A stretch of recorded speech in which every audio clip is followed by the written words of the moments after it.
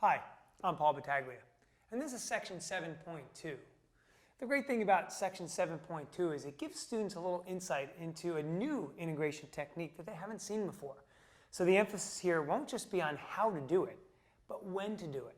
So the essential question we're going to have students answer at the end of section 7.2 is, what is integration by parts and when is it used? Now, that being said, it will also help you attend to mathematical practice number 4. Use correct notation, language, and mathematical conventions to communicate results or solutions. So with the first few examples that are presented in the text, I would suggest having your students not only work them out, and maybe you working through a couple of them with the students.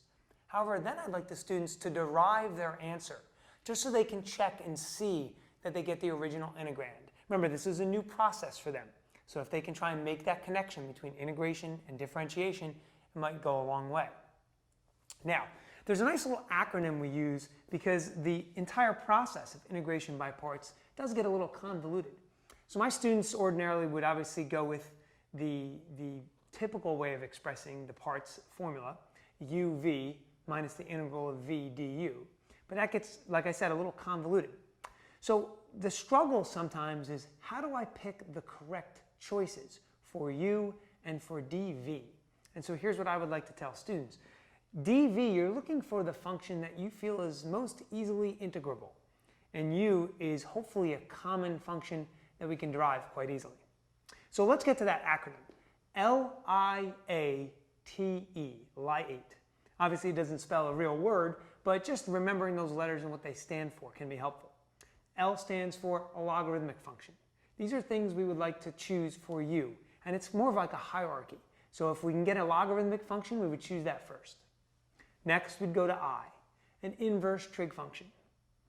A, an algebraic function of some sort. T, a trigonometric function. And our very last choice for u will always be E, an exponential function.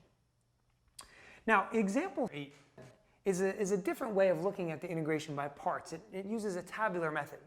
If time doesn't permit and you feel your students have really mastered integration by parts to this point, I might actually skip that example, but I'll leave that up to you. You know, the most common mistake I see when students complete this process is actually messing up the fundamental theorem of calculus within the calculation. So I'll give you a for instance. Let's say we were taking the integral from 0 to pi over 3 of x cosine of x dx.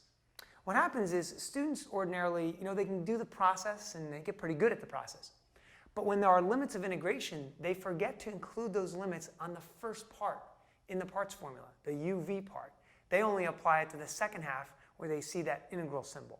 So watch out for that. We talk a lot at this point now about connecting this to various concepts. And to end up, I like to show my students example 7. It's a great idea of how we can connect what we're learning now to what we've already seen. And that's a differential equation. Example 7 asks students to take a differential equation, dy dx equals x over 2y times sine of x, and solve it.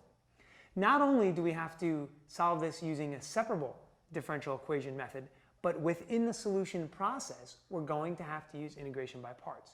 So it gives students a chance to see that we can't just be in the here and the now.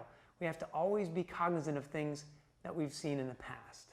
And this is the kind of thinking that we need students to do overall, on a deeper level. I hope you found these tips helpful. I'm sure you'll find much success in section 7.2.